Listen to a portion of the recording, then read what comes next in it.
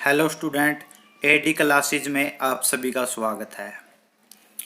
मैं हूँ अमरनैन, आपको साइंस पढ़ाऊँगा। साइंस में हम क्या पढ़ेंगे स्टूडेंट? इम्पोर्टेंट क्वेश्चन पढ़ेंगे हर चैप्टर के। आपको साइंस के बारे में कुछ आता है या नहीं आता, वो सबको भूल जाइए। जो मैं आपको पढ़ाऊँगा इससे बाहर एग्ज़ाम में नहीं आएगा, इसलिए अपनी फुल कंसंट्रेशन के साथ इसे पढ़िए। आप इन क्वेश्चनों को याद रखिएगा, रट्टा मार के या जिस भी तरीके से इनसे बाहर नहीं आएगा, खासकर एचएसएससी के किसी भी एग्ज़ाम में। हम चैप्टर वाइज सारे क्वेश्चन करेंगे। आज की वीडियो में हम 3 चैप्टर लेंगे, जिनमें पहला हमारा चैप्टर है जिससे हम शुरुआत करेंगे, वह है सेल यानी कोशिका। ठीक है, तो इसमें जो अपना पहला क्वेश्चन बनता है वह है कि सेल यानी कोशिका होता क्या है। तो जीवधारी जितने भी जीवन धारण करने वाले हैं उनकी रचनात्मक यानी उनकी रचना कैसी हुई है, रचना करने में जो सहयोग दिया है और जो कार्य करने में सहायता करती है, उस इकाई को हम कोशिका बोलते हैं। ठीक है, तो इसमें मैं आपको बता दूं कि साइंस में 2 लेवल से क्वेश्चन आते हैं। एक लेवल हार्ड एग्जाम का, एक इजी। हार्ड में और इजी में मैं आपको बताता रहूँगा कि कौन सा क्वेश्चन आ सकता है। जैसे अगर इजी में आएगा तो अपना ये सेकंड क्वेश्चन देखिए कि कोशिका का पावर हाउस किसे कहा जाता है। तो इसका आंसर है माइटोकॉन्ड्रिया। ठीक है, और स्टूडेंट एक बात हमेशा याद रखिएगा कि साइंस में अगर क्वेश्चन आता है तो साइंटिस्ट के ऊपर एक या 2 क्वेश्चन पूरे एग्जाम में आते ही आते हैं। साइंटिस्ट से रिलेटेड जितने भी क्वेश्चन हैं उनको ज़रूर याद करना है। ठीक है, तो माइटोकॉन्ड्रिया की खोज किसने की थी?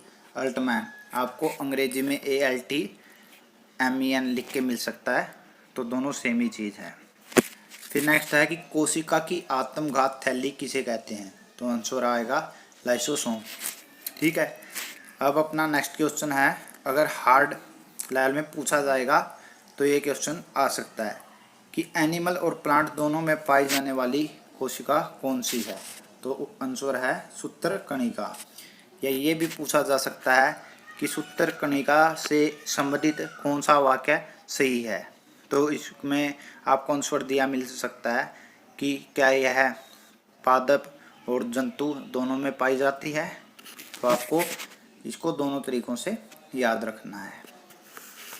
अब स्टूडेंट अगर लेवल एग्ज़ाम इजी रहेगा तो ये क्वेश्चन आ सकता है कि कोशिका की खोज किसने की थी? तो आंसर है रॉबर्ट हुक 1665 में। यानी रॉबर्ट हुक ने 1665 में कोशिका की खोज की थी। अगर इसको हार्ड लेवल में पूछेंगे तो वो पूछ सकते हैं कि निर्जीव कोशिका की खोज कब की थी, किसने की थी? तो उसका आंसर भी सेम रहेगा। ठीक है स्टूडेंट, कंफ्यूज नहीं होना है। जब पूछा जाए नॉर्मल की कोशिका की खोज किसने की थी, तो भी आंसर रॉबर्ट हुक आएगा। फिर आएगा निर्जीव कोशिका की खोज किसने की थी, तो भी आंसर रॉबर्ट हुक ही आएगा। लेकिन आंसर तब रॉबर्ट हुक नहीं आएगा जब हमसे पूछा जाएगा कि सजीव कोशिका की खोज किसने की थी, तो उसमें आंसर आएगा ल्यूवन हुक। और आपको पता ही है कि साइंटिस्ट के नाम से क्वेश्चन पूछा ही जा सकता है। हार्ड लेवल में आपको ये क्वेश्चन मिल सकता है। तो नेक्स्ट है कि कोशिका का मुख्य भाग कौन सा होता है? तो आंसर आएगा केंद्रक। अब एक मोस्ट इम्पोर्टेंट क्वेश्चन ये भी है कि राइबोसोम किससे मिलकर बना होता है? तो अपना आंसर आएगा RNA प्लस प्रोटीन। RNA और प्रोटीन से मिलकर राइबोसोम बना होता है। अब ये भी इम्पोर्टेंट क्वेश्चन है कि सबसे छोटी कोशिका कौन सी होती है? माइक्रोप्लाज्मा। और सबसे बड़ी कोशिका, आपने शुतुरमुर्ग देखे होंगे जो काफ़ी बड़े साइज के बत्तख जैसे होते हैं, लेकिन उनका साइज बत्तख से काफ़ी बड़ा होता है। तो उसके अंडे की कोशिका सबसे बड़ी कोशिका होती है। फिर आता है कि सबसे लंबी कोशिका तंत्र कौन सा है? कोशिकाओं के समूह को कोशिका तंत्र कहते हैं। तो सबसे लंबा कोशिका तंत्र हो गया न्यूरॉन का। ठीक है, अब सबसे लंबी कोशिका कौन सी होती है? तो आंसर आएगा कोशिका तंत्र की कोशिका सबसे लंबी होती है। हम नेक्स्ट क्वेश्चन है, ये भी इम्पोर्टेंट है स्टूडेंट, कि सेल वॉल किस में पाई जाती है? तो सिर्फ पौधों में पाई जाती है।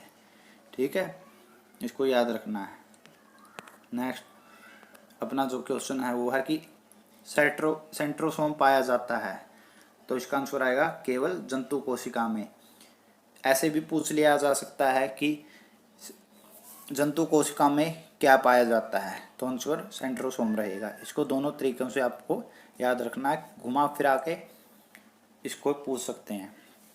ठीक है, अब नेक्स्ट अपना क्वेश्चन है कि हरे पौधे की बीटी किससे बनी होती है, तो आएगा सेलुलोज से। ये अंग्रेजी में सेलुलोज लिखा मिल सकता है या हिंदी में ऐसे, दोनों एक ही चीज़ है।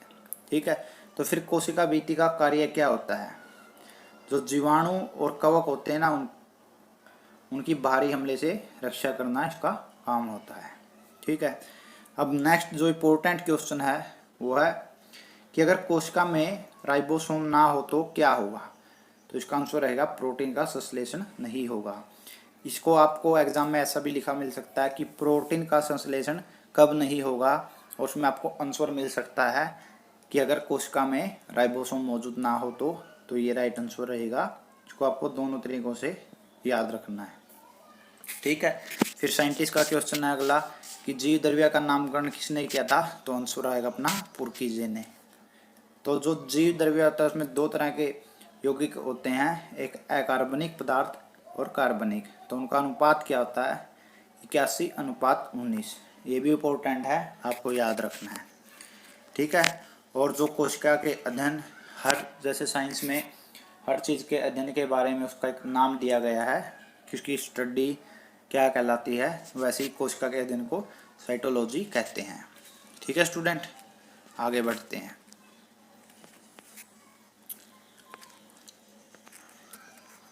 अब आएगा कि कोशिका सिद्धांत किसने दिया था, तो दो साइंटिस्ट थे। आपको साइंटिस्ट रिलेटेड क्वेश्चन हमेशा याद रखने हैं, एग्जाम में हर बार पूछे जाते हैं, चाहे वो किसी भी स्टेट का एग्जाम हो या सेंटर का हो। ठीक है, तो कोशिका सिद्धांत दिया था स्लाइडर और स्वान ने। ठीक है, स्तनधारियों की आरबीसी में नहीं पाया जाता, तो क्या नहीं पाया जाता, लाइसोसोम। या लाइसोसोम किस में नहीं पाया जा सकता, ऐसे भी पूछा जा सकता है, तो आंसर रहेगा अपना लाइसोसोम। ठीक है, कंफ्यूज नहीं होना, दोनों तरह से याद रखना है। तो पादप की रसोई क्या कहलाती है, कौन होती है पादप की रसोई, तो वो आंसर आएगा अपना हरित लवक पादप की रसोई कहलाते हैं। अब यहाँ पे आपको ध्यान देना है, अगर एग्जाम का लेवल इजी रहेगा तो पूछा जा सकता है कि पत्तियों का रंग हरा किसके कारण होता है, तो आंसर आएगा क्लोरोफिल के कारण। हिंदी में लिखा मिल सकता है, अंग्रेजी में भी। ठीक है, अगर हार्ड में पूछेंगे तो पत्तियों का रंग पीला कब हो जाता है या क्यों हो जाता है, तो आंसर आएगा कैरोटीन के निर्माण के लिए पत्तियों का रंग पीला हो जाता है। ठीक है, अगर उससे भी हार्ड लेवल में पूछा जाएगा तो पूछा जा सकता है कि टमाटर का रंग लाल क्यों होता है, तो आंसर आएगा अपना लाइकोपिन के कारण। ठीक है, अब नेक्स्ट है कि मनुष्य में गुणसूत्रों की संख्या कितनी होती है, तो स्टूडेंट यहाँ पे एक बात हमेशा याद रखनी है, गुणसूत्रों की संख्या पूछी जाए तो आंसर अगर जोड़े में लिखा होगा तो अपने को लिखना है 23 जोड़े, और अगर ऐसे ही पूछा जाए कि कुल मनुष्य में गुणसूत्रों की संख्या कितनी होती है, तो इसको 2 से मल्टीप्लाई कर देते हैं, एक जोड़े में 2 होते हैं, तो कुल आएगा अपना 46। ठीक है, और वंशागति का वाहक कौन होता है, जो एक वंश से जानकारी को दूसरे वंश में लेके जाता है, तो वो वाहक होते हैं गुणसूत्र। आगे नेक्स्ट चैप्टर में हम इसे डिटेल से भी पढ़ेंगे। ठीक है, अभी तक आप इतना ही याद रखिएगा। तो नेक्स्ट अपना जो क्वेश्चन है वो है कि डीएनए का डबल हेलिक्स मॉडल, अंग्रेजी में दिया होगा तो डीएनए का डबल हेलिक्स मॉडल, और हिंदी में लिखा होगा तो द्विकुंडलीय मॉडल किसने दिया था, तो दो साइंटिस्ट थे, जेडी वॉटसन और क्रिक। फिर साइंटिस्ट से रिलेटेड क्वेश्चन है, आपको याद जरूर रखना है। नेक्स्ट है कि प्रोटीन बनने की प्रक्रिया कहलाती है ट्रांसलेशन। ठीक है, प्रोटीन किस प्रक्रिया के तहत बनता है, ट्रांसलेशन के तहत। ठीक है, तो ट्रांसलेशन है क्या, प्रोसेस क्या है कंप्लीट ट्रांसलेशन, तो इसमें आपको फोकस करना है कि पहले एमआरएनए, फिर से डीएनए बनता है और डीएनए से प्रोटीन बनता है। यहाँ पर एम का मतलब है मैसेंजर, यानी एमआरएनए मीन्स मैसेंजर आरएनए, अब यहाँ पे आपको थोड़ा डिटेल में बता दूं, अगर आंसर में दिया हो एक तो ये प्रोसेस दी हो mRNA से डीएनए, डीएनए से प्रोटीन, दूसरा दिया हो आरएनए से डीएनए, डीएनए से प्रोटीन, अगर ये दोनों मौजूद हैं तो आपको टिक करना है ये वाला, सिलेक्ट आंसर आएगा राइट ये। अगर ये mRNA वाला नहीं दिया है, सिंपल आरएनए, डीएनए, डीएनए से प्रोटीन, तो आपको नीचे वाला सिलेक्ट कर देना है। कन्फ्यूज नहीं होना है। मैसेंजर आरएनए है तो आंसर वही आएगा, मैसेंजर नहीं है तो सिंपल आरएनए, आरएनए से डीएनए और डीएनए से प्रोटीन, ठीक है। और यहाँ पे आरएनए का मतलब क्या होता है, राइबोन्यूक्लिक एसिड, ठीक है।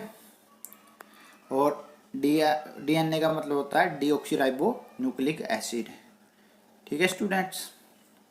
और इसी के साथ अपना जो सेल वाला चैप्टर है वो कंप्लीट हो जाता है।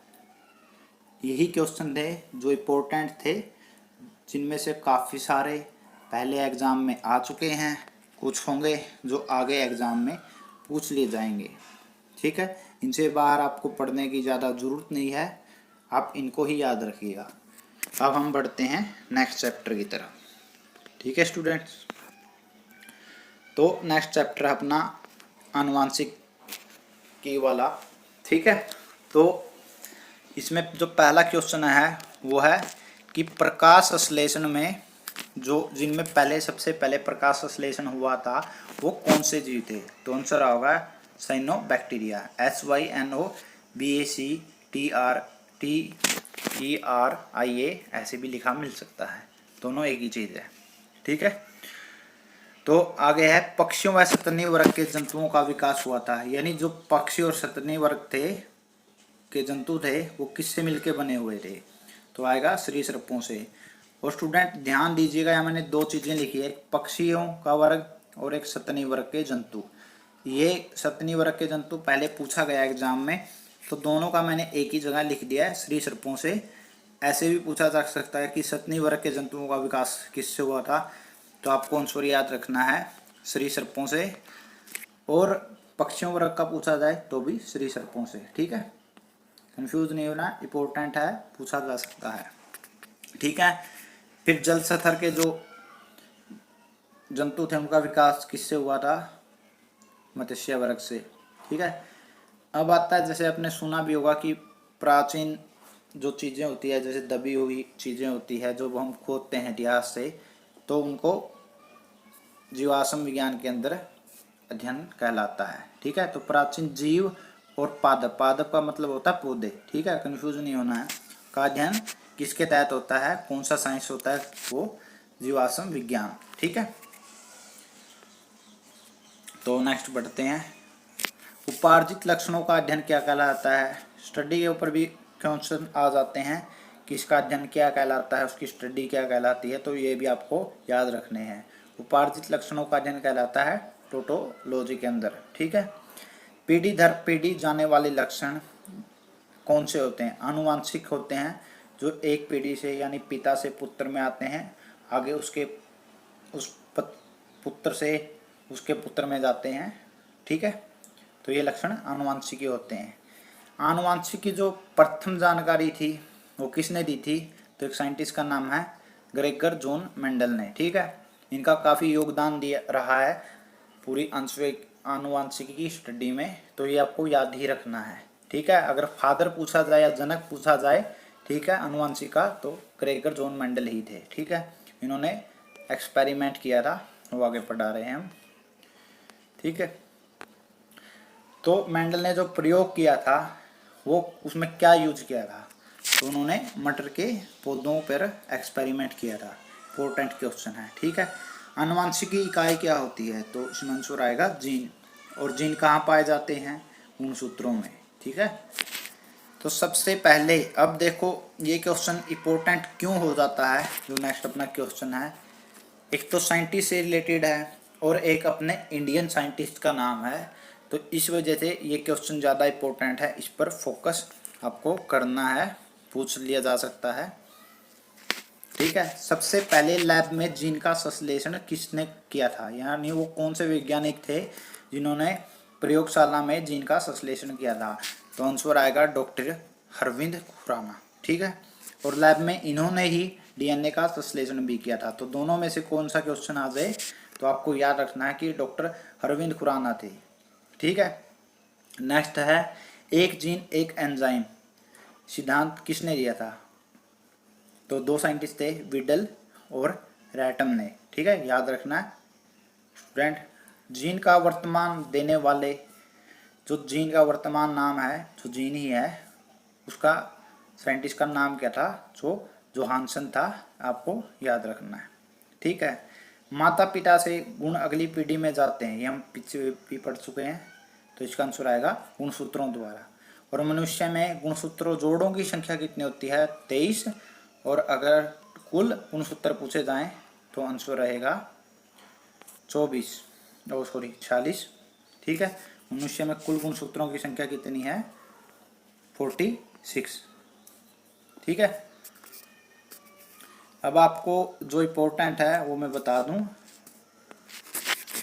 46 हो गए। मनुष्य में नर का गुणसूत्र, यानी जब कोई मनुष्य लड़का पैदा करता है तो उसके लिए कौन सा गुणसूत्र जरूरी होता है? तो उसमें अपना गुणसूत्र बनेंगे, एक एक्स का और एक वाई का, दो अगर जुड़कर बनते हैं तो वह पैदा होने वाला लड़का होगा। और अगर पैदा होती है लड़की तो क्या होगा? गुणसूत्र एक्स एक्स। ठीक है। और इसीलिए कहा गया कि बच्चे के लिए उत्तरदायी कौन होता है? तो होता है पिता का क्रोमोसोम। ठीक है, क्योंकि उसमें एक्स और वाई, एक्स के साथ वाई होता है। ठीक है।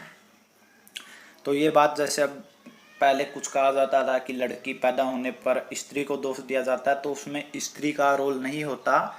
लड़की पैदा होगी या लड़का पैदा होगा, उसमें सारा रोल पिता का होता है। ठीक है। तो बच्चे के लिए उत्तरदायी होता है पिता का क्रोमोसोम। ठीक। एक शुक्राणु में ऑटोसोम क्रोमोसोम कितने होते हैं? अब देखो, जो 23 जोड़े थे उनमें 22 जोड़े तो ऑटोसोम क्रोमोसोम हो गए और 23वां जोड़ा सेक्स क्रोमोसोम का हो गया, जो डिसाइड करेगा कि पैदा होने वाला लड़का बनेगा या लड़की बनेगी। ठीक है। अब जो आगे एक क्वेश्चन है, इससे रिलेटेड भी क्वेश्चन एग्जाम में आए थे पहले और आगे भी आ सकते हैं। लिंग सहगलन रोग है वर्णात्ता, और वर्णात्ता में क्या होता है? लाल जो रंग है वो हरा दिखाई देने लग जाता है, यानी उस व्यक्ति को जिसको वर्णात्ता नामक रोग है उसको लाल रंग हरा दिखेगा। ठीक है। और ये क्या होता है? ये एक पीढ़ी से अगली पीढ़ी में जाने वाला रोग है, आनुवंशिक रोग कह सकते हैं इसको। तो लाल हरी वर्णात्ता कहलाती है, ये भी क्वेश्चन पूछा जा सकता है।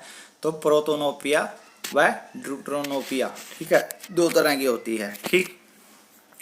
अगर मान लो कि वर्णात्ता वाला मनुष्य है कोई, जिसको वर्णात्ता की बीमारी है, वो एक सामान्य महिला से शादी करता है, तो आगे कौन सी पीढ़ी में वो रोग जाएगा? यानी वो बीमारी जो उसको है वो किसको होगी?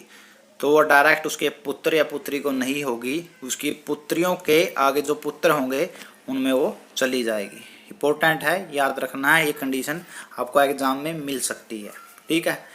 लाल हरी वर्णात्ता का कारण क्या होता है? एक्स क्रोमोसोम की वंशागति, यानी एक्स क्रोमोसोम का आगे पीढ़ियों में चले जाना लाल हरी वर्णात्ता का कारण होता है। ठीक है स्टूडेंट्स, तो आगे बढ़ते हैं। अब एक बीमारी है हीमोफीलिया। तो हीमोफीलिया जो होता है उसमें क्या नहीं बनता? उसमें रक्त का धक्का नहीं बनता है, यानी अगर एक बार खून बहने लग जाए तो वो रुकता नहीं है। आपको बता दूं कि रक्त का धक्का जब बनता है तब जाके ब्लड कंट्रोल हो जाता है, अपने आप खून रुक जाता है। कुछ देर हमें चोट लगती है, उसके बाद ब्लड आता है, कुछ देर के बाद बंद हो जाता है। ज़्यादा नस ना कटने की बजाय, नस अगर कट चुकी है तो जब तक खून नस में होगा तो वो आएगा ही। ठीक है। तो शिशु का नेतृत्व जांचने के लिए कौन सी तकनीक यूज की जाती है? जैसा कि स्टूडेंट आप सभी जानते हैं, अगर हम ये पता करते हैं कि ये किसके साथ मैच करता है तो उसके लिए हमें एक टेक्निक का प्रयोग किया जाता है, डीएनए फिंगरप्रिंटिंग, जो हम मूवी वगैरह में काफ़ी देख ही चुके हैं पहले। ठीक है। तो आपको याद रखना है, शिशु का नेतृत्व जानने के लिए डीएनए फिंगरप्रिंटिंग का प्रयोग किया जाता है। अब है कि गुणसूत्र में पाए जाने वाले आंशिक आनुवंशिकी पदार्थ को कहते हैं? तो आंसर आएगा अपना जीनोम। इंपॉर्टेंट क्वेश्चन है, पहले भी कई एग्जाम में पूछा जा चुका है, आपको याद रखना है। ठीक है, इसी के साथ अपना ये चैप्टर ख़त्म होता है और इम्पोर्टेंट क्वेश्चन आपके सारे इसमें इंक्लूड हो ही गए हैं, आपको ये याद रखना है। अब बढ़ते हैं नेक्स्ट चैप्टर की तरफ, जिसका नाम है परिस्थितिकी। स्टूडेंट, इस चैप्टर में मैं आपको बता दूं कि इस चैप्टर जो परिस्थितिकी हम शुरू कर रहे हैं, ये आपका जनरल नॉलेज की तरफ से भी इसमें क्वेश्चन पूछ लिए जा सकते हैं, ये वैसे भी इम्पोर्टेंट हैं। हर एग्ज़ाम में इसमें से एक क्वेश्चन आपको मिल ही जाएगा कहीं ना कहीं। ठीक है, ये साइंस का भी पार्ट है, जनरल नॉलेज में भी आता है। ठीक है, तो भारत में पर्यावरण संरक्षण अधिनियम लाया गया। पर्यावरण संरक्षण अधिनियम के तहत है कि पर्यावरण की रख रखाव के लिए कानून बना था, उसमें अधिनियम लाया गया था। जैसे उसमें सज़ा के क्या प्रावधान हो गए, जो सरकारी पेड़ जो सरकार लगाती है रोडों पे वो कटाई होगी तो वो किसकी परमिशन से होगी, अगर उसको ऐसे काट लेते हैं उसमें सज़ा के प्रावधान है, वो सब हैं। तो वो लाया गया था 1986 यानी 1986 में।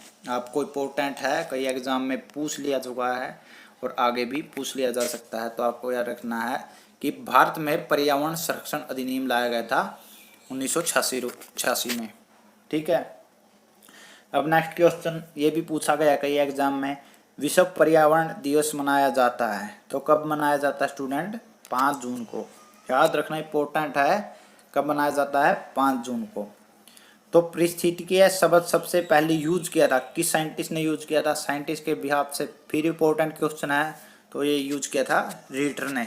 ठीक है, और परिस्थितिकीय शब्द का मतलब क्या होता है? ठीक है, अब परिस्थितिकी हम जो चैप्टर पढ़ रहे हैं इसका मतलब है जीव और वातावरण, यानी जीव हो गए हम सारे, पशु पक्षी मनुष्य, सबका वातावरण के साथ संबंध परिस्थितिकीय कहलाता है। ठीक है, और इसका सबसे पहले प्रयोग किया था शब्द का रीटर ने किया था। ठीक है, तो नेक्स्ट बढ़ते हैं। परिस्थितिकीय तंत्र शब्दावली किसने दी थी? तो इसमें साइंटिस्ट में आंसर आएगा टेस्ले ने दी थी। टेस्ले एक वैज्ञानिक थे जिन्होंने परिस्थितिकीय तंत्र शब्दावली का प्रयोग किया था। और इसमें तंत्र में कौन से घटक हैं? तो परिस्थितिकीय तंत्र के 2 घटक हैं।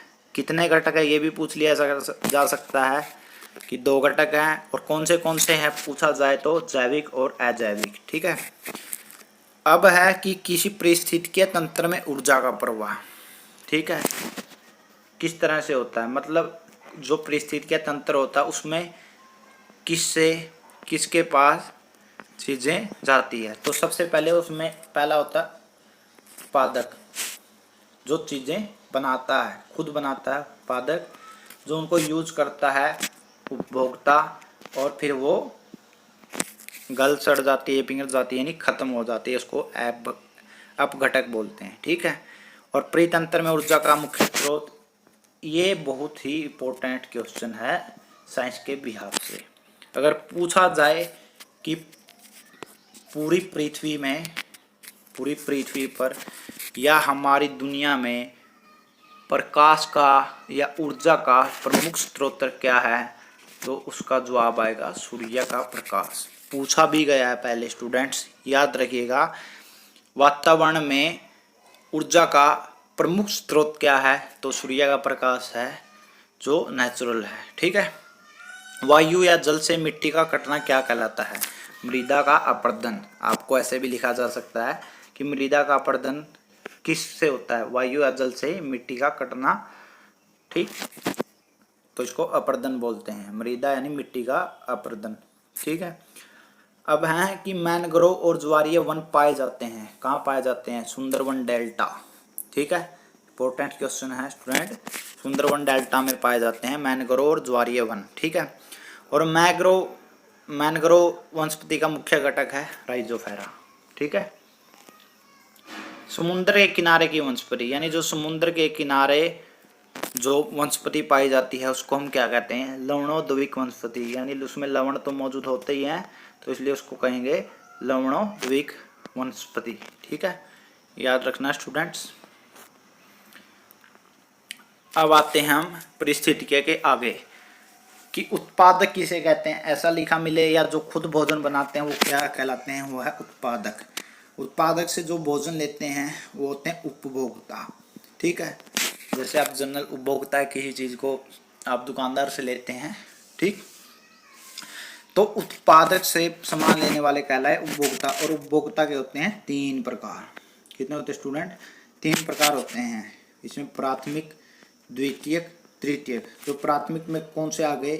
गाय आ गई, भैंस आ गई, बकरी आ गई। ठीक है, जैसे कहीं पे घास उगा तो सबसे उसको गायें खाएंगी, भैंस खाएंगी या बकरी खाएंगी। ठीक है, फिर उनको खाने वाले जैसे हो गए, भेड़िया खा लेता है, लोमड़ी खा लेती है, ठीक है, मोर। ठीक है, फिर आ गए तृतीयक, जो इन सबको खा लेते हैं, बाघ हो गया, शेर हो गया, मांसाहारी। ठीक है, उन तीनों से बने बनाए लेते हैं। ठीक है, और कवक और जीवाणु किस में आते हैं? अपघटक में। ठीक है, गले सड़ेगा।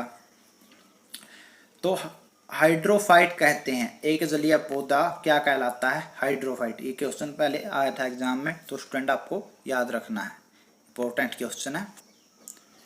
ठीक है, भारत में पारिस्थितिकीय संतुलन के लिए वन क्षेत्र अनुपात, बहुत ही इंपॉर्टेंट क्वेश्चन है एग्जाम पॉइंट ऑफ व्यू से, कि अगर भारत में हम पारिस्थितिकीय यानी वातावरण और जीवों के बीच में संतुलन बनाए रखने के लिए कितना जंगल होना चाहिए, कितना % धरती पर जंगल होना चाहिए, तो आंसर आता है 33.3%। ठीक है, 33.3% पर अगर भारत में जंगल होगा तो हमारा वातावरण के साथ अच्छा बैलेंस होगा। ठीक है, अभी इंडिया में इतना नहीं है, भारत को ज़्यादा जरूरत करने की ज़रूरत है और तेज़ी से वनारोपण होना चाहिए। पौधारोपण आप कीजिए आपके आसपास में। ठीक है, इंपॉर्टेंट क्वेश्चन आपको याद रखना कि कितना % अब पूछ लिया जा चुका है पहले भी कई एग्जामों में, और आगे भी ज़रूर पूछा जाएगा। ठीक है, नेक्स्ट है, विश्व का सबसे तेज़ी से बढ़ने वाला जल पादप, यानी ऐसा कौन सा पौधा है जो पूरी दुनिया में जो सबसे तेज़ी से बढ़ता है, उसको जल हाइसिस बोलते हैं। आप गूगल पे इसका फोटो भी देख सकते हैं। ठीक है, आपको याद रहेगा। ठीक, तो स्टूडेंट इसके साथ ये चैप्टर अपना ख़त्म होता है। अब हम नेक्स्ट चैप्टर पढ़ते हैं, वो है पोल्यूशन यानी प्रदूषण। ठीक है, ये इंपॉर्टेंट क्वेश्चन जो मैंने आपके चैप्टर कराए हैं, इनसे आपको बाहर पढ़ने का जरूरत नहीं है। और आपको अगर हमारा पढ़ाया हुआ अच्छा लग रहा है, आपको समझ आ रहा है और आपके पॉइंट ऑफ व्यू से हेल्पफुल तो रहेगा ही रहेगा, तो इस चैनल को सब्सक्राइब कीजिए और इस वीडियो को अपने तैयारी करने वाले दोस्तों, फ्रेंड्स, रिलेटिव के साथ शेयर ज़रूर कीजिए। ठीक है, तो प्रदूषण, अगर बोला जाए कि वायु में प्रदूषण PM से क्या तात्पर्य है, तो वह कणिकीय पदार्थ। ये पहले पूछा गया है, PM से क्या मतलब है, तो आंसर आएगा अपना कणिकीय पदार्थ। ठीक है, अब यहाँ पे 3 क्वेश्चन है जो बहुत ज़्यादा इम्पोर्टेंट हैं, जो खासकर एग्जामों में पूछ लिए जाते हैं, जीके में या साइंस में। ठीक है, सेंट्रल पोल्यूशन कंट्रोल बोर्ड, पूरे इंडिया का जो सेंट्रल पोल्यूशन कंट्रोल बोर्ड है वो कहाँ स्थित है, तो अपना आंसर रहेगा नई दिल्ली में। यहाँ स्टूडेंट कई बार कन्फ्यूजन क्रिएट करने के लिए 2 ऑप्शन दे दिए जाते हैं, दिल्ली और नई दिल्ली में। जो स्टूडेंट दिल्ली याद कर लेते हैं उनको कन्फ्यूज हो जाता है, इसलिए हमेशा याद कीजिए नई दिल्ली में। ऑप्शन आपको दिल्ली और नई दिल्ली दोनों मिल सकते हैं अगर एग्ज़ाम का लेवल हार्ड रहेगा तो। ठीक है, आपको कन्फ्यूज करने के लिए तो आपको नई दिल्ली ही हमेशा याद करना है। ठीक है, तो नेक्स्ट बढ़ते हैं, भारत वन प्रबंधक संस्थान। अब आ गया जो पूरे अपने भारत के जंगल हैं उनका प्रबंधक संस्थान कहाँ पे है, तो आंसर आएगा भोपाल में। और हरियाणा वालों के लिए HSSC में इंपॉर्टेंट क्वेश्चन है जो पहले पूछा भी गया और आगे भी पूछा जा सकता है कि राष्ट्रीय विज्ञान औद्योगिक संस्थान कहाँ है, तो फरीदाबाद में स्थित है, जो गुड़गांव के लगता इलाका है फरीदाबाद। ठीक है स्टूडेंट, तो आगे बढ़ते हैं। अब ये भी काफ़ी फेमस रहा है, आप सबने सुना भी होगा, भोपाल में गैस त्रासदी हुई थी, तो इससे रिलेटेड क्वेश्चन भी आ जाता है। यहाँ पे 2 क्वेश्चन बनते हैं अगर पूछ लिया जाए कि भोपाल में गैस त्रासदी कब हुई थी, तो आंसर है 3 दिसंबर 1984 को हुई थी। और उसमें कौन सी गैस थी ये पूछ लिया जाए तो आंसर आएगा methyl isocyanate sorry methyl isocyanate gas थी। ठीक है, तो बहुत इंपॉर्टेंट क्वेश्चन है, काफ़ी बार पूछा गया है, 2-3 तरह से पूछा जा चुका है कि भोपाल में गैस त्रासदी कब हुई थी, तो आंसर आएगा 3 दिसंबर 1984 को। कौन सी गैस थी? Methyl isocyanate. ठीक है स्टूडेंट,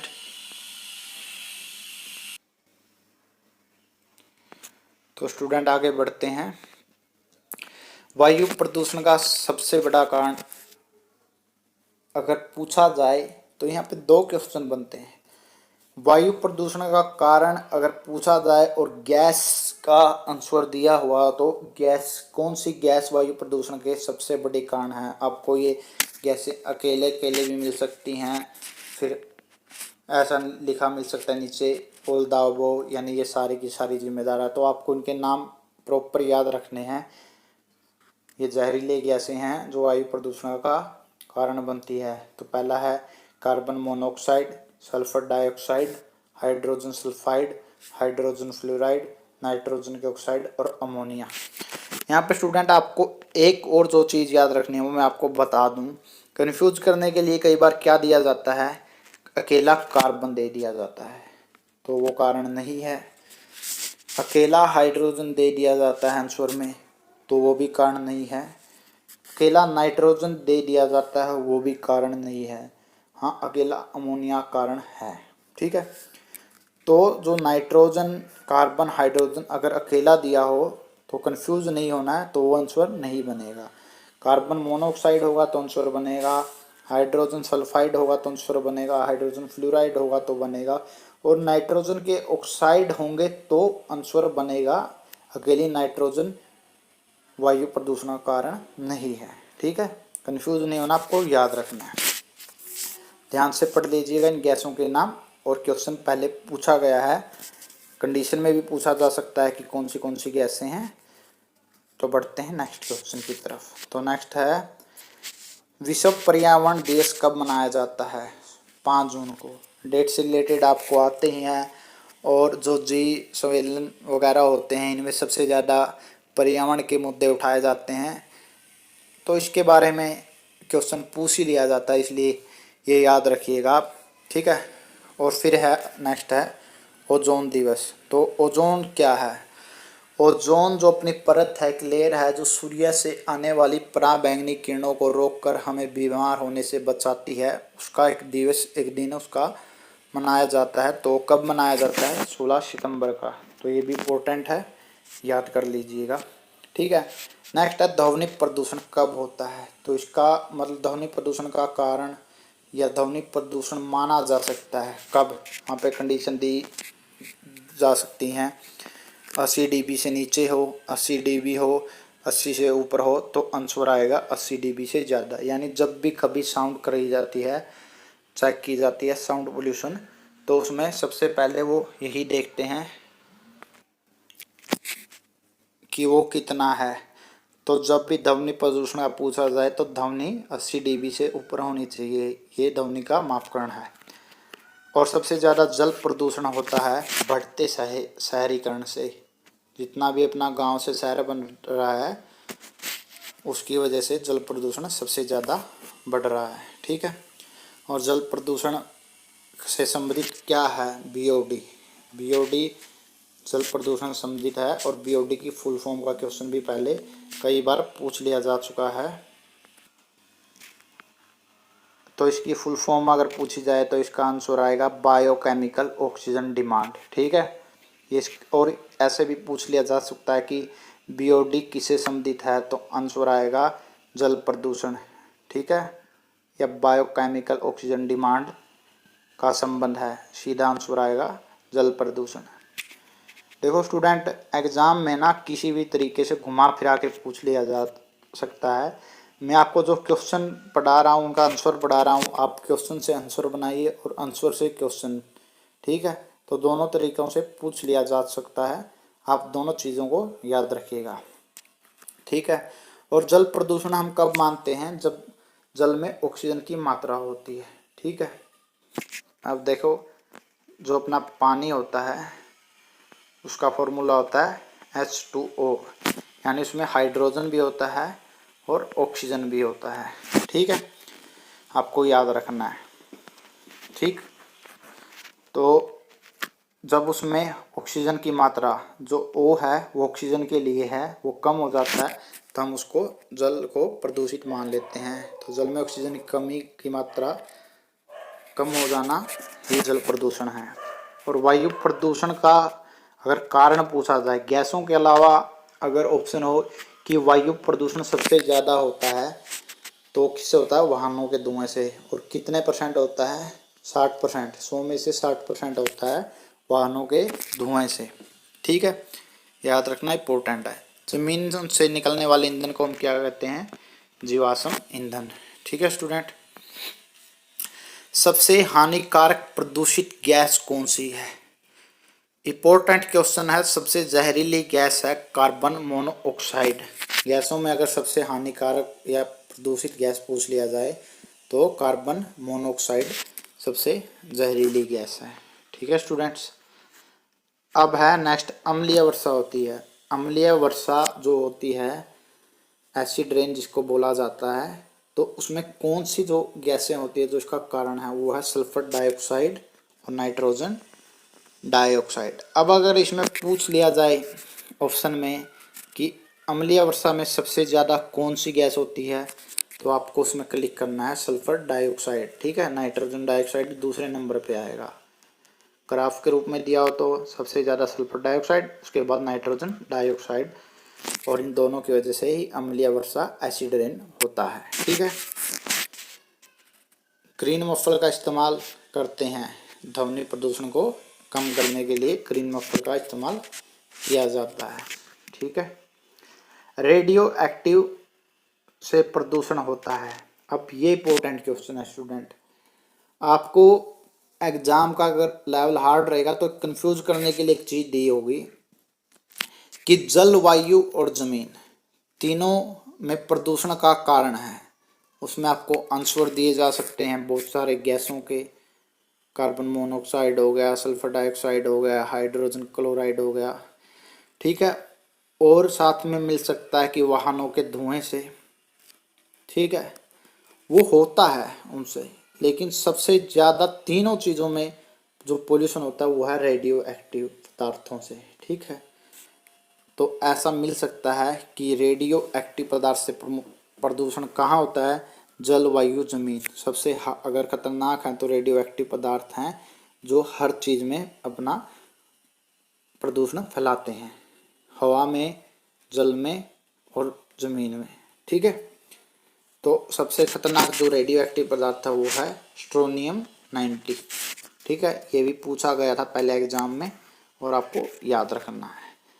फिर आता है कि जेट प्लेन, जो लड़ाकू विमान होते हैं, उनसे निकलने वाले धुएं से जो प्रदूषण होता है वो किस श्रेणी में आता है, तो उसको कहा गया है एरोसोल, ठीक है स्टूडेंट, उसको एरोसोल कहा गया है। नेक्स्ट है, जो जेट प्लेन से धुआं निकलता है उसमें कौन सी गैस होती है, एक CFC और N2O, ठीक है। ये N2 यहाँ पे ऐसे लिखा हुआ है तो N2 ऐसे लिखा मिलेगा, ठीक है। आपको कंफ्यूज नहीं होना, याद रखना है। और सूर्य से आने वाली पराबैंगनी किरणों से क्या हो सकता है, त्वचा कैंसर हो सकता है। आपने पिछली क्लासों में पढ़ा हुआ 6, 7, 8, 9 में जब भी है। और इनको एक इसका क्वेश्चन आ सकता है कि जो सूर्य से आने वाली पराबैंगनी किरणें हैं उनको कौन रोकता है, तो इसमें अपना आंसर आएगा ओजोन लेयर, ठीक है। जो ओजोन लेयर स्थित होती है वो इन हानिकारक गैसों को रोक देती है, ओजोन लेयर या ओजोन परत, ठीक है। याद रखना स्टूडेंट, इम्पोर्टेंट है। हरित गैस, हरित गैस से यहाँ मतलब है जो पोल्यूशन नहीं फैलाती, ठीक है। तो वो कौन सी गैसें हैं जो प्रदूषण नहीं फैलाती, उनको हरित गैस की श्रेणी में लिया गया है, जो प्रदूषण का कारण नहीं बनती। तो वो है CFC, CO2, CH4, NO2। ठीक है, ये CO2 ऐसे है कार्बन डाइऑक्साइड, CH4 आपको ऐसे लिखा मिलेगा, यहाँ पे नोट्स में सही नहीं लिखा हुआ। ठीक है, और NO2 भी ऐसे है, ये जो दो हैं वो नीचे हैं। ठीक है, कंफ्यूज नहीं होना, याद रखना आपको। और ग्रीन हाउस की मुख्य गैस, ठीक है, वो है CO2 कार्बन डाइऑक्साइड। तंत्रिका तंत्र पर प्रभाव डालता है, ये इम्पोर्टेंट क्वेश्चन है। आपको थोड़ा सा जनरल नॉलेज के लिए मैं बता दूं, सीसा एक पदार्थ होता है जिसे लेड के नाम से जाना जाता है। ठीक है, एक धातु है, पदार्थ है। आपको मैं बता दूं, जो पेट्रोल और डीजल जो आते थे वो शीशा जैसे ज़मीन से निकलते हैं तो उसमें लेड शीशा मौजूद होता है, जो पहले पेट्रोल आते थे। अब जो रिफाइनरी होती है, जो एक प्रोसेस होती है, उसमें लेड को अलग किया जाता है। कहीं आपको लिखा भी मिल जाएगा कि शीशा रहित पेट्रोल, आप पेट्रोल पंप पे देखिएगा कहीं ना कहीं शायद आपको मिल जाए।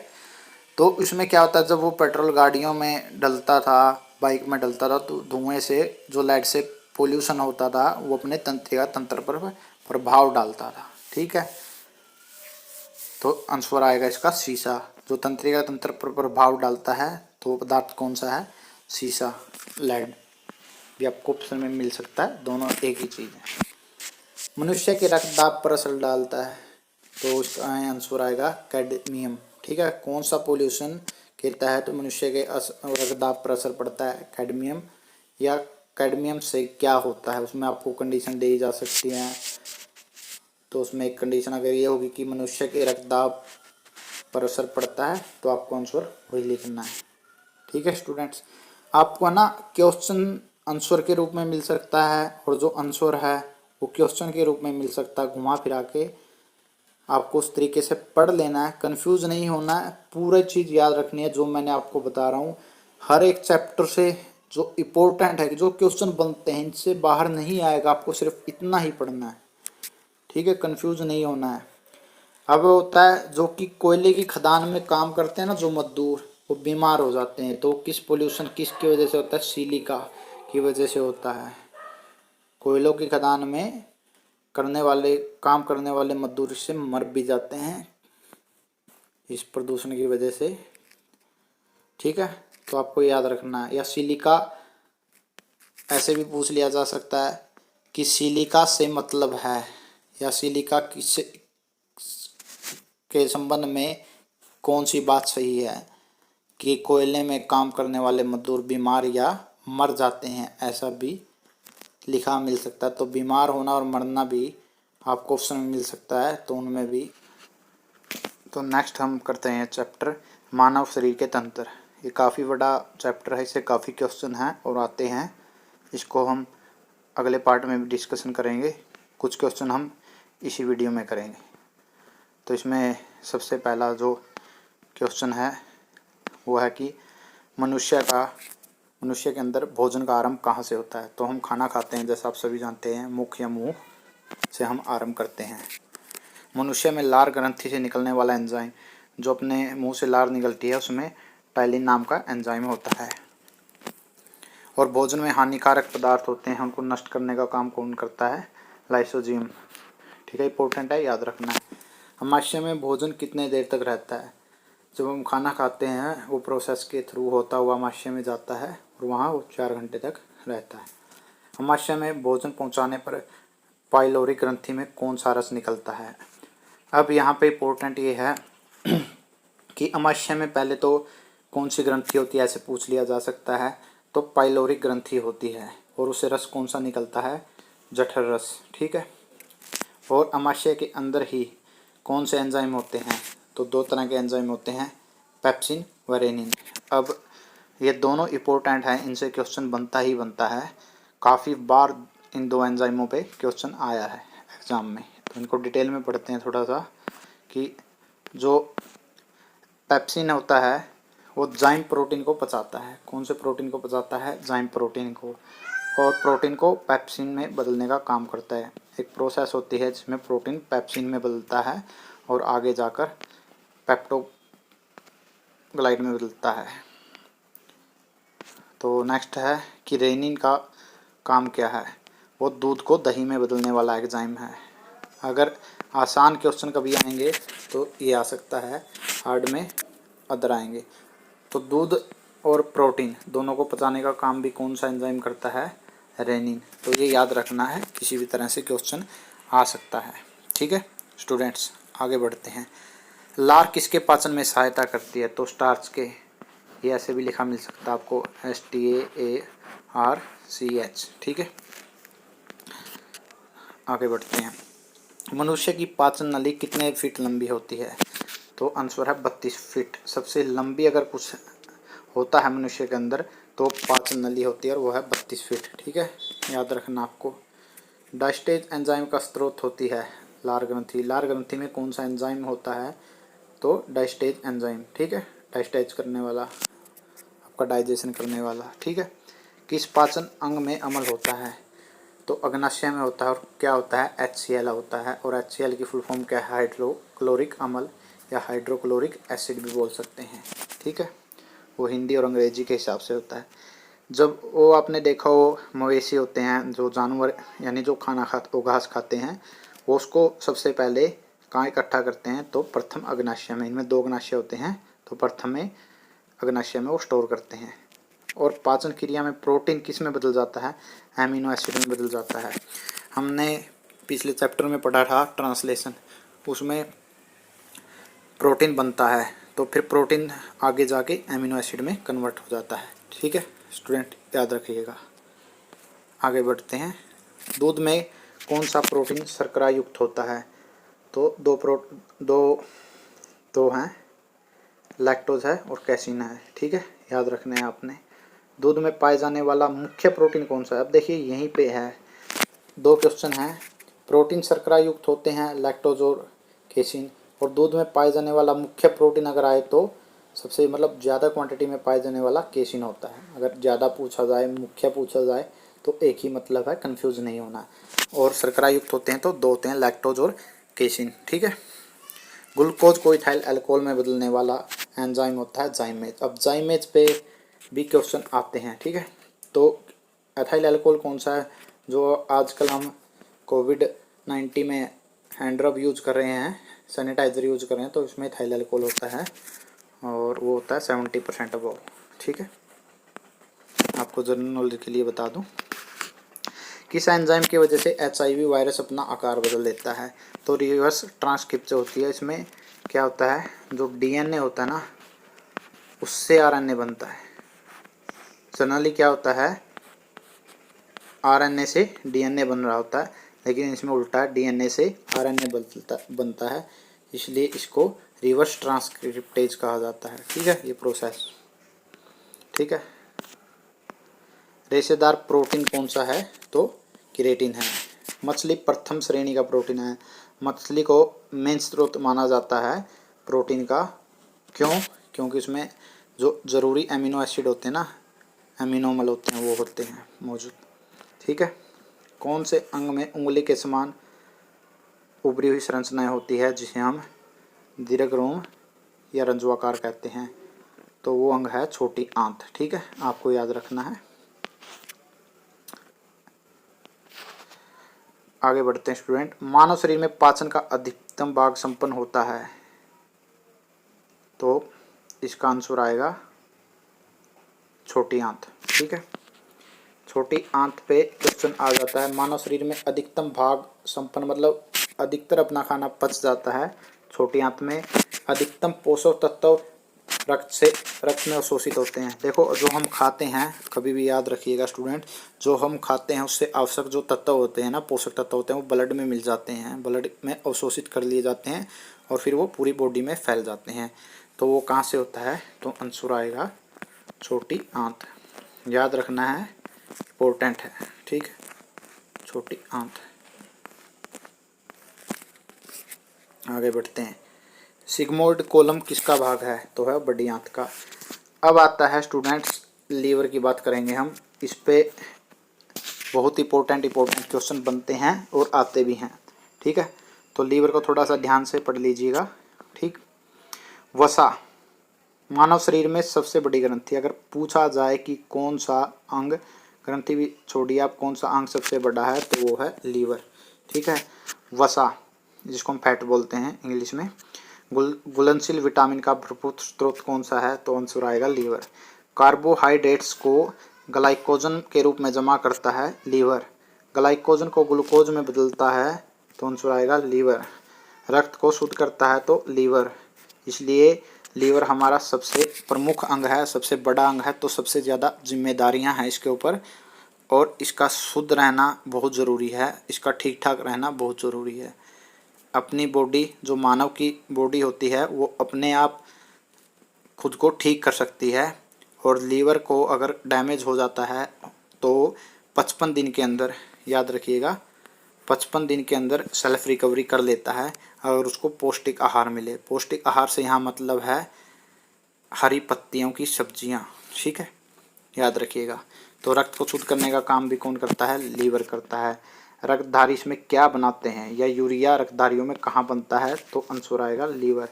ठीक है। ग्लाइकोजन जमा कहाँ होता है, तो आंसर आएगा लीवर। ठीक है। पीलिया रोग में, अब देखिए जब पीलिया हो जाता है तो सबसे ग्रसित लीवर होता है, लीवर डैमेज होने लगता है, इसलिए इससे मौत भी हो जाती है। तो पीलिया रोग में संक्रमित होता है लीवर। पित्त का उत्पादन होता है कहाँ पे होता है, लीवर में। अब देखिए लीवर पे कितने क्वेश्चन बने हैं, इन क्वेश्चनों में से क्वेश्चन आ सकते हैं, इसलिए हमारा जो लीवर है इससे रिलेटेड जितने क्वेश्चन हैं वो यहाँ पे हैं, इन सबको याद रखिएगा। ठीक है। अब बढ़ते हैं स्टूडेंट नेक्स्ट पे। किसका संश्लेषण यकृत यानी लीवर के द्वारा किया जाता है, तो विटामिन ए, या विटामिन ए कहाँ संश्लेषित होता है, संश्लेषण होता है लीवर में, संग्रहित होता है लीवर में। ठीक है, याद रखिएगा। पित्त कहाँ से संग्रहित होता है, पित्ताशय से। मानव में कौन सी ग्रंथि, दो तरह की ग्रंथि होती है मानव में, अंतःस्रावी और बाहरी ग्रंथि। ठीक है। लेकिन जो मनुष्य होता है, जो हम मानव हैं, उनमें ऐसी कौन सी ग्रंथि है जो अंतःस्रावी ग्रंथि और बाहरी ग्रंथि दोनों का काम करती है, तो इसका आंसर आएगा अग्नाशय। और अग्नाशय में ही क्या बनता है, इंसुलिन बनता है। स्टूडेंट मैं आपको बता दूं, इंसुलिन भी हमारे शरीर के लिए बेहद ज़रूरी एंजाइम है। जो शुगर के मरीज होते हैं उनमें यह बनना, मधुमेह में यह बनना बंद हो जाता है।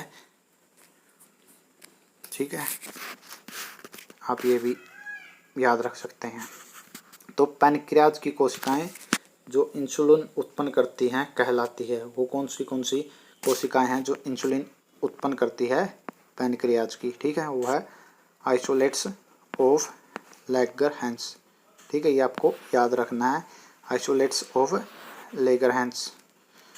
ठीक है, तो यहाँ से इंसुलिन पे इम्पोर्टेंट क्वेश्चन है साइंटिस्ट का कि इंसुलिन की खोज किसने की थी, तो दो साइंटिस्ट थे, पेटिंग और बेट्स ने की थी। याद रखना स्टूडेंट कि साइंटिस्ट से रिलेटेड क्वेश्चन आता ही आता है एग्जाम में। इंसुलिन क्या है, एक हार्मोन है। ठीक है,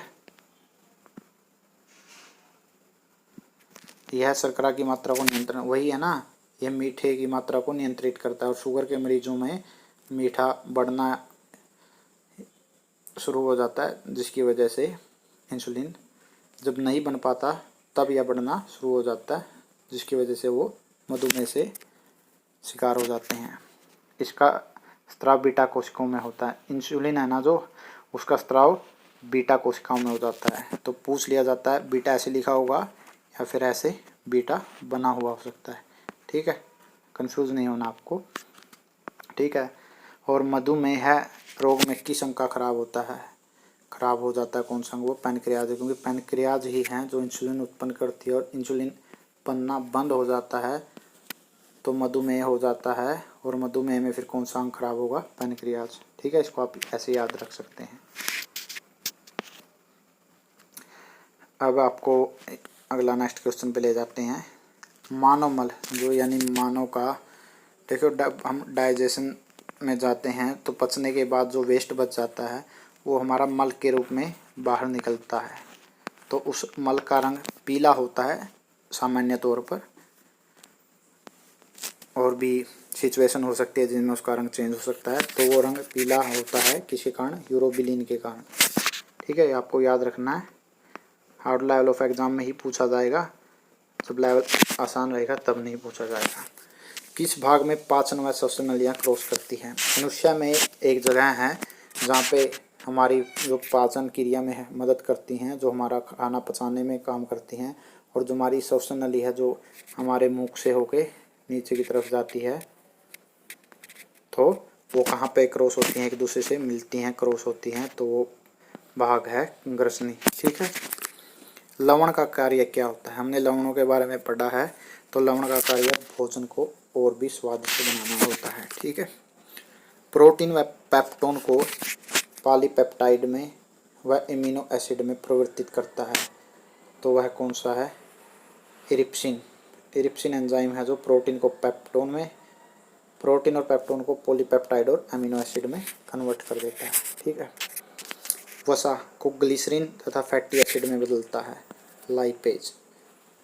ठीक है। लाइपेज एंजाइम फैट को ग्लिसरीन में और फैटी एसिड में बदल देता है। फैटी एसिड आपको ऐसे भी लिखा मिल सकता है,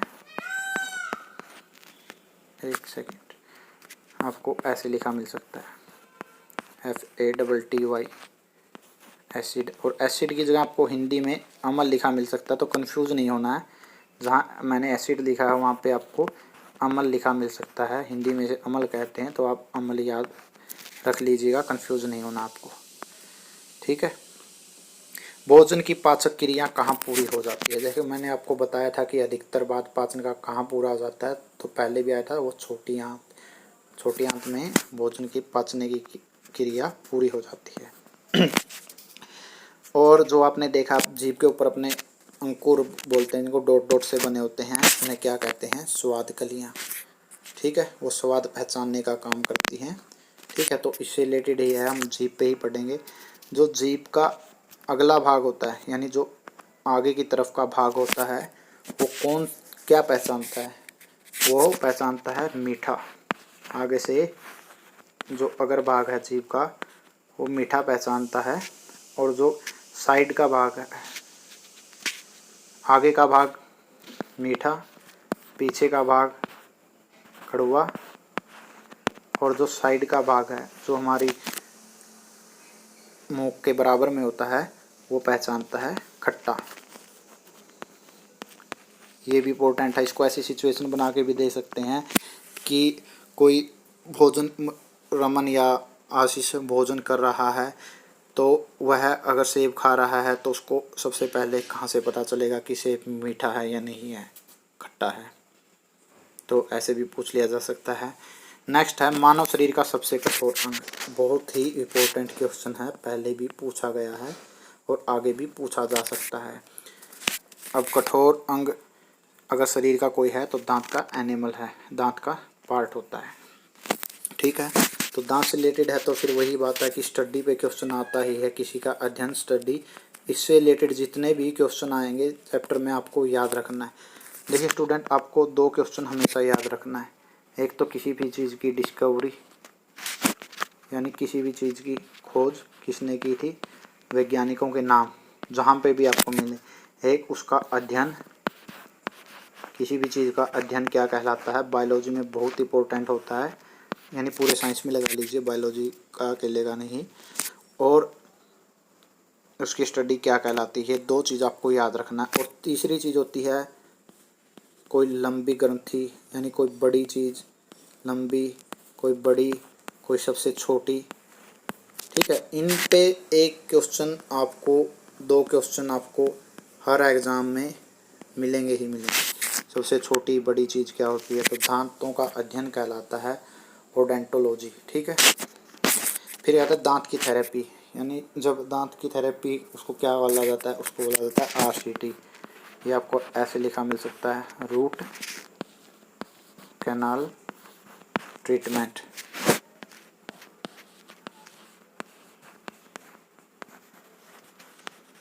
स्टूडेंट, आज के लिए इतना ही। आगे का ये चैप्टर काफ़ी बड़ा है, इससे बहुत सारे क्वेश्चन बनते हैं, वो हम आगे डिस्कशन करेंगे। क्योंकि अगर आज ही आप पढ़ेंगे तो ज़्यादा हो जाएगा, लगभग हम 4 चैप्टर कवर कर चुके हैं। आपको मैं जो क्वेश्चन करा रहा हूँ उनमें लो लेवल के भी क्वेश्चन हैं और बिल्कुल हार्ड लेवल के भी क्वेश्चन हैं। आप कहाँ से पढ़ते हैं, कैसे पढ़ते हैं, मैं नहीं जानता हूँ। आपको कहीं से कोई पेड कोर्स लेने की ज़रूरत नहीं है, खासकर साइंस का जितना मैं पोर्शन कराऊंगा इससे बाहर आपके एग्ज़ाम में नहीं आएगा। ठीक है, AIPMT को छोड़कर, नीट को छोड़कर, जो MBBS के लिए एग्ज़ाम होते हैं, डॉक्टरेट के लिए होते हैं, उनको छोड़कर आप HSSC SSC या जो भी एंट्रेंस एग्ज़ाम दे रहे हैं तो आपको कहीं से भी पेड कोर्स लेने की ज़रूरत नहीं है। जो क्वेश्चन इंपॉर्टेंट है मैं आपको करवा रहा हूँ, इनसे ही आपके एग्ज़ाम में आएगा।